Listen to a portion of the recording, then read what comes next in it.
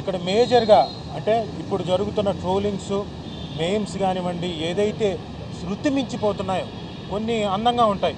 ఇందాక ఒక ఆయన క్వశ్చన్ అడిగారు, ఏంటండి దీని గురించి మీరు ఎలా తీసుకుంటారు, ఎలా చేయబోతున్నారని. సార్, ఏదైనా మీరు వేసే ట్రోల్ కానివ్వండి, మీరు వేసే మేమ్ కానివ్వండి, అది నేను నవ్వుకునేలాగా ఉండాలి. మీ స్వాతంత్రం అలాంటిది. నాకు తెలిసి మన తెలుగు వాళ్ళకి అంత దారుణంగా ఇంత దిగజారిపోయే సంస్కృతి ఎప్పుడూ లేదు. కానీ ఈ మధ్యనే స్టార్ట్ అయింది. అంటే ఒకళ్ళకొకళ్ళు బహుశా చిన్న మీగర్లీ వచ్చే అమౌంట్ కోసం, అంటే బహుశా 8,000 10,000 వస్తాయి అమౌంట్, దానికోసం అని చెప్పేసి బాగా నెగిటివిటీలోకి వెళ్ళిపోతున్నాం. ఇది మా అసోసియేషన్ మాత్రమే కాదు, జనం అందరికీ కూడా మంచిది కాదు. సో అంటే చేసేవాళ్ళు ఒక ఒక లెవెల్ వరకు నేను తట్టుకోగలుగుతా.